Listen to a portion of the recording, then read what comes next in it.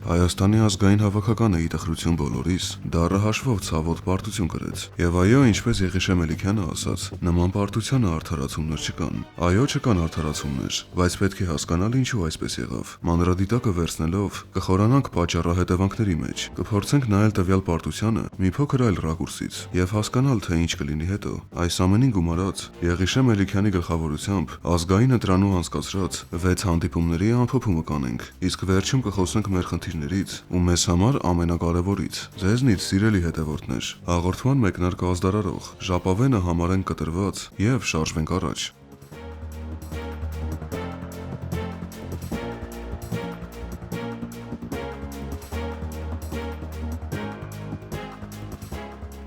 Հայաստանի հավաքականը ավարտված մրցափուլում սեփական դարպասը 19 գնդակ ընդունեց, մրցակցինը գրավելով ընդամենը 3 անգամ, որից մեկը 11 մետրանոցից, եւ այդ 3 գոլերից միայն 2-ը Էդուարդ Սպերցյանը խփեց։ Մեր ընտրանին 2025 թվականի մեջ 10 հանդիպում անցկացրեց։ Այս խաղերի ընթացքում 35 անգամ գնդակը սեփական դարպասից հանեց, ընդամենը 8 դեպքերում գնդակը հակառակորդի դարպասը ուղարկելով։ Միջինը մեկ խաղում 3-ից 4 գոլ ենք բաց թողնում։ 2022 թվականից սկսած, երբ հավաքականը տանը Իռլանդիայի դեմ մրցեց եւ 1-0 հաշվով հաղթանակի հասավ։ Դրանից հետո չի եղել գեթ մեկ հանդիպում, երբ ստացվի այնպես, որ մեր դարպասը պահենք անառիկ։ Ընդհանուր հաշվով բաց ենք թողնում գոլեր 35 խաղանոց մեջ։ 3 տարի շարունակ բոլոր մրցակիցները անխտիր կարողանում են տխրեցնել մեզ։ Վերջին անգամ գնդակը չի հայտնվել մեր դարպասում այն ժամանակ, երբ հավաքականը գլխավորում էր կապարոսը։ Դա ինչպես անցած կյանքում լիներ։ Մեզ գոլեր խփած հակառակորդների մեջ եղել են մի շարք գաճաճ հավաքականներ, որոնք նույնիսկ հաղթել են մեզ,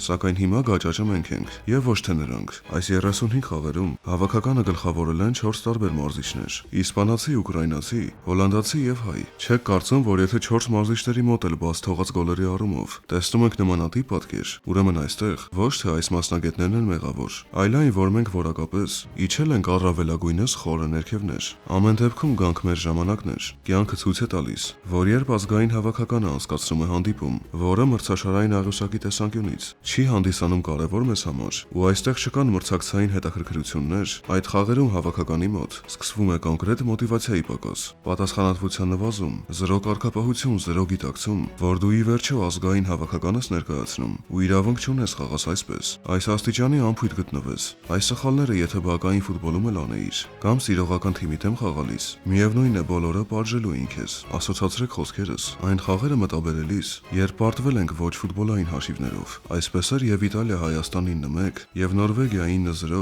եւ արդեն Պորտուգալիա նորից 9-1։ Այն ֆակտորը նկատեք, որ այս 3 երջաղջախումները կյանքի են կոչվել այնպիսի խաղերում, որտեղ հավաքականը չի ունեցել գեթ 1 մրցաշարային առաջադրանք։ Մարդիկ ուղակի արխայինի ընկած դուրս են եկել խաղադաշտ եւ ցուցաբերել են ոչ պրոֆեսիոնալ վերաբերմունք։ Ուրիշ բնութագիր պարզապես չկա, այլապես ինչպես բացատրես, որ քո կիսադաշտից չգիտես ինչու որոշում ես գնդակը դարպասապահին փոխանցես։ Նույնիսկ եթե բոլոր կողմերից փակել են քեզ, ինչպես դու կարող ես դաշտի այդ ֆազայից, երբ քո թիկունքը հակառակորդի խաղացողներով է պաշարված, գնդակը հետ ուղարկես ու քիչ չէ հետ ուղարկես բոլորին հանկարծակիի բերես, այլ նաև դա անես կիրառելով գնդակին հպվելու այսքան թույլ ձևատեսակ։ Լավ որոշել ես հետ փոխանցես, գոնե մի քիչ ուժեղ դա արա, որ գնդակը տեղացնի։ Արթուր ջան, չեմ ուզում, որ այս ասածներիցս տխրես կամ քեզ ված գաս։ Չի սխալվում նա, ով չի անում ոչինչ, բայց վստահ եմ, որ դու էլ լավ հասկանում ես, որ եթե այս խաղը չունենար ֆիկտիվ բնույթ, դու հազիվ թե նման բան անեիր։ Նույն ենթագիտակցական իներցիայով դու այս քայլին չէիր գնա, սակայն այնպես էլ չէ, որ միայն Սերոփյանը սխալվեց։ Այդ օրը մեր գրեթե բոլոր խաղացողները օթերում լինեին կարծես, ու իրենց հաշվետվություն չէին տալիս, որ այս կամ այն գործողությունից կարող են ծնվել անդառնալի հետևանքներ։ Մեկ այլ բան ասեմ, ընդհանրապես այն թիմերը, որոնք չեն փայլում, խաղային որակական բարձր նշաձողերով, որպես այդպիսին պաշտպանությունից դուրս չեն գալիս, մանր եւ միջին փոխանցումների միջոցով, քանի որ այստեղ նույնիսկ ամենաաննշան թերացումը կամ ոչ հաշվենկատ գործողությունը հղի այն վտանգով, որ եթե մի բան այնպես չարեցիր, գնդակը դարպասում է հայտնվելու գրեթե 95% հավանականությամբ, առավել եւս երբ Պորտուգալիայի պես հզոր հավաքականի դեմ ես մրցում։ Հենց իրենք պորտուգալացիները նման բաներ չէին անում։ Դարպասապահը ուժեղ հարվածով գնդակը հանգիստ ուղարկում էր առաջ։ Նույնիսկ Գվարդիոլայի Բարսելոնան էր մերթըդմերթ Թերանում այս ձևաչափը գործածելիս։ Սա կարծես մերոնք այդպես է չհասկացան ու շարունակեցին դրսևորել մի արտահայտ չամիջոց, որը բացարձակ մեր հակով չէր։ Շատ դեպքեր դեպքերում վեր էր մեր ուժերից։ Զարմանալի էր, որ սա տեսնելով Եղիշե Մելիքյանը խաղին չմիջամտեց ու այդ դրսևորումը դադարեցնող որևէ կանխարգելիչ գործողություն չկատարեց։ Այո, Պորտուգալիան մեր դարպասը գրավեց մեր մանկական սխալների պատճառով։ Այո, գոլերից երկուսը խփեց 11 մետրանոց նշանակետից։ Այո, Նևեշի անզուգական տուգանային է եղավ։ Եթե սրանք հանենք մեջտեղից, նման խայտառակ պարտություն իհարկե չէր գրանցվի, սակայն նաև մեդալի մյուս կողմը կա։ Բացարձակ չէինք զարմանա, եթե ասենք խաղը ավարտվեր, օրինակ 15-1 հաշվով։ Ինչի մասին է խոսքը։ Երբ դասավորվեց այնպես, որ մրցակցի այն ֆուտբոլիստը, ով հենակետային գոտում է հանդես գալիս, մեր դեմ խաղում հետ-տրիկի հեղինակ դարձավ։ Ասում է այսքանով կարող ենք ավարտել ամեն ինչ։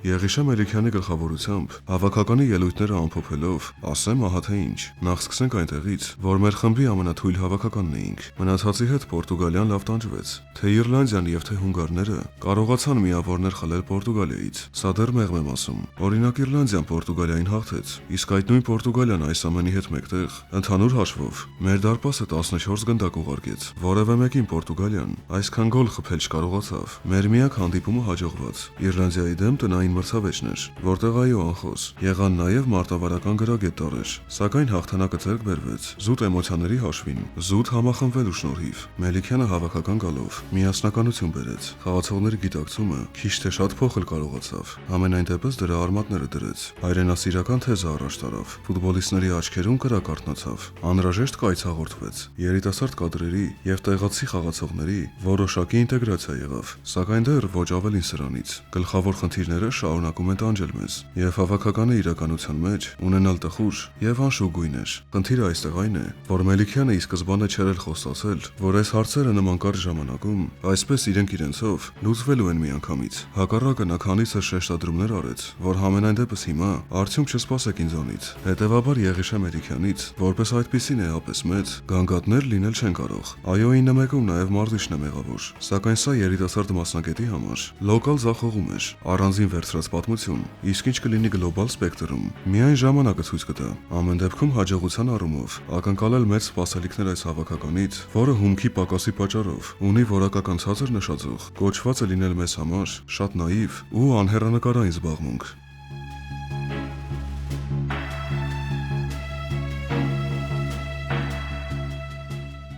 Այո, մենք երբեք էլ չենք եղել ֆուտբոլային երկիր։ Այո, նախկինում էլ ոչ այս քանակության, բայց եղել են խոշոր հաշվով պարտություններ։ Իտալիա-Հայաստան 9-1 թեկուզ, սակայն խոշոր հաշվով պարտությունների այդ ֆակտորը հատուկենտ պատահող երևույթ էր։ Դա չէր կրում պրոֆիլակտիկ բնույթ եւ չուներ անալոգային նախադեպեր։ Իսկ հիմա ով չի ալարում ջախջախում է մեզ։ Ու հեչ պարտադիր չէ, որ մեզ խոշոր հաշվով հաղթած թիմը ունենա գրանտ հավաքականի ստատուս։ Ոչ Վրաստանն էր գրանտ, ոչ Մակեդոնիան, ոչ Նորվեգիան, ոչ էլ Կոսովոն։ Նույն Պորտուգալիան միջ վերջին հանդիպումները մեր դեմ խաղերում լավ տանջվում էր, միշտ հաղթում էր մեծ դժվարությամբ ու դա անում էր ընդամենը 1 գնդակի տարբերությամբ։ Ավելին ասեմ, նույնիսկ 2 անգամ ոչ ոքի ենք փախցրել Պորտուգալիայի դեմ հանդիպումներից։ Այնտեղ 0-0, Երևանում 1-1, Իսպանիան Երևան էր գալիս եւ գործադրում էր մաքսիմում ջանքեր, որպեսզի նորից 1 գնդակի առավելությամբ հաղթանակի նժարը իր կողմը թեքի։ Ոսկե սերունդ ունեցող Հոլանդիան ժամանում էր Երևան, մեր դեմ խաղում տանջվում էր, օգտագործում իր բոլոր ռեսուրսները եւ միակ հաղթական գոլը Ռուդ վան Նիստելրոյը խփում էր միայն այն պահին,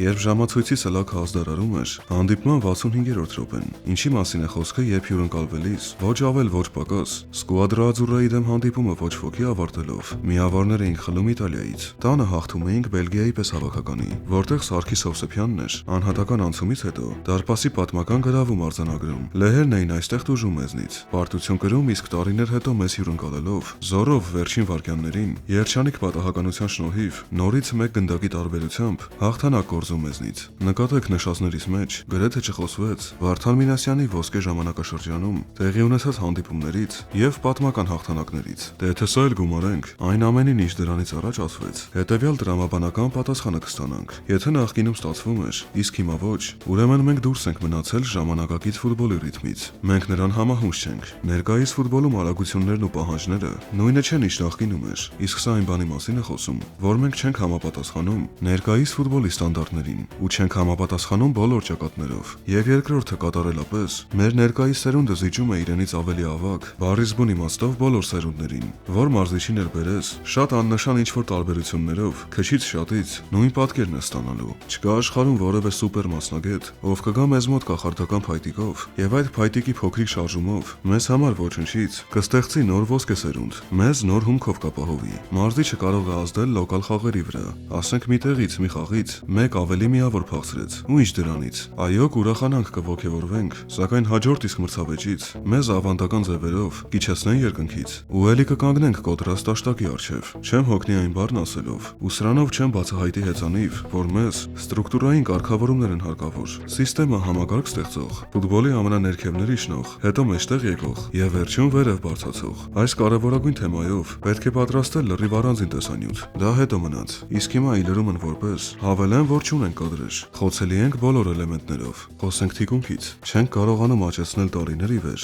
ուժեղ եւ որակյալ պաշտպաններ։ Այո, բազմիցս եմ ասել գովեստի խոսքեր, թե Մուրադյանի, թե Փիլոյանի գործողությունները բնութագրելիս։ Նրանց մոտ իրոք աճ կա, սակայն այս տղաները դեռ պետք է անցնեն երկար ճանապարհ, ճիշտ մոտեցումներ ցուցաբերեն, որպեսզի գոնե մի փոքր խաղամակարդակով մոտենան Ռոբերտ Արզումանյանին, Կարեն Դոխոյանին, Սարգիս Հովսեփյանին, Հարություն Վարդանյանին, կամ թեկուզ ինչու ոչ, նույն Վարազդատ Հարոյանի որակներին։ Իդեպ կուզեի առանձնահատուկ շնորհակալություն հայտնել Վաթոյից, մեր լեգենդար ավագից, հավաքականում հզոր կարիերայի եւ տարիներ շարունակ անմասն նվիրվելու համար։ Նրա մասին շատ քիչ խոսվեց, ու այս բացը մենք կլրացնենք վաղ թե ուշ։ Մի պահ խնդրում եմ, խոսքերից վրա կենտրոնացեք։ Հայ ֆուտբոլիստների մեծ խումբ կա, որը այսօր տարբեր պատճառներով հավաքական չի գալիս, էլ Հարոյանից սկսած, էլ Ադամյան Սարգիսով շարունակելով, էլ Բալեկյանով ավարտած։ Այս ամենի հետ հանդերձ Լուկասը հավաքականին հրաժեշտ տվեց։ Շուտով կգա նաև Տիկոյի, Կամոյի ու մնացածի հերթը։ Հիմա շատերը կասեն, թե Ադամյանին, Բայրամյանին կամ չգիտեմ Բալեկյանին, ուր հավաքական հրավիրենք, նրանք արդեն հրաբուխ են հանգած։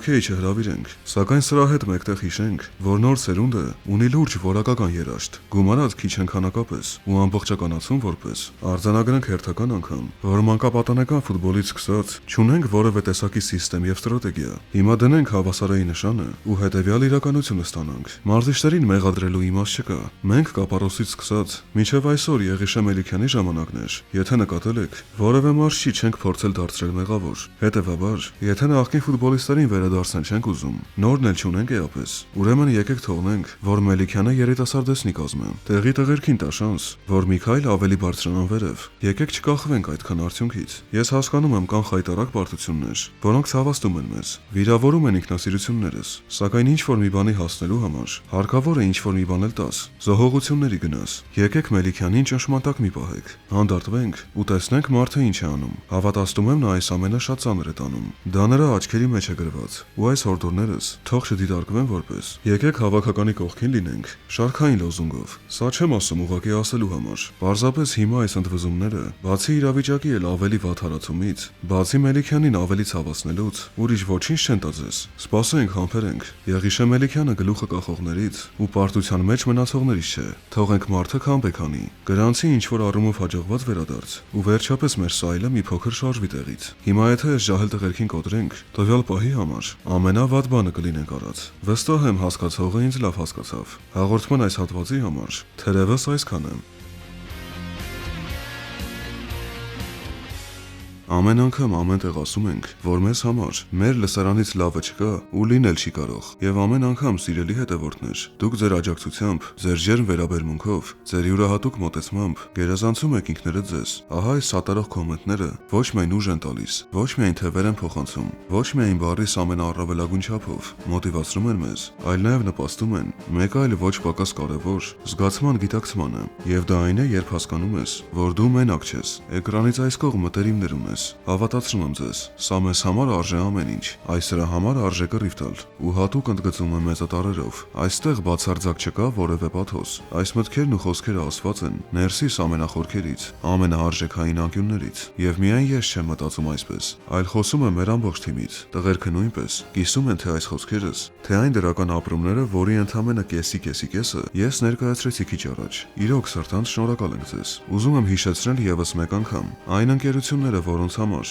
ինտերֆուտբոլի ճակատագիրը մեկ չէ, եւ նրանք կունենան ցանկություն, որ միասին գտնենք համագործակցային եզրեր։ Մենք ամբողջովին բաց ենք։ Կարող եք կապնվել մեզ հետ այն տվյալներով, որոնք նկարագրության մեջ են տեղադրված։ Հարգելի ընկերներ, հիմա գտնվում ենք հետևյալ փուլի մեջ։ Մի շարք ուղղություններով բանակցություններ են ընթանում։ Կարծում եմ մոտ 1 շաբաթից կունենանք ավելի հստակ պատկեր, թե ինչ կլինի մեր պրոյեկտի հետ ու ընդհանրապես կապրի ինտերֆուտբոլը թե ոչ։ Հույս ունեմ եւ անում ենք ամեն ինչ, որ այն ոչ միայն ապրի, այլ նաեւ այն աստիճանի զարգանա, որ ամենը լինի առաջին հերթին հենց ձեր սրտով ու հենց ձեր համար։ Ցանկացած հանգուցալուծման դեպքում մենք ձեզ ամենաանաչառ ձևով կտեղեկացնենք այդ պահին ստեղծված իրավիճակից եւ միասին բոլորով կհասկանանք թե ինչ անել հետո եւ ինչ ուղղությամբ շարժվենք։ Ասելու, կիսվելու, խորհրդակցելու շատ բան կա, սակայն դեռ սահմանափակվենք այսքանով ու սպասենք եւս 1 շաբաթ։ Սրտան շնորհակալ եմ ուշադրության համար։ Կհանդիպենք ուղիղ 1 շաբաթից անկեղծ զրույցներ ունենալով։ Կվերանփոփենք քայլերի հերթականությունը։ Լավ եղեք, ամենայն բարիք ձեզ ու հիշեք, որ ուժեղ ենք իրարով։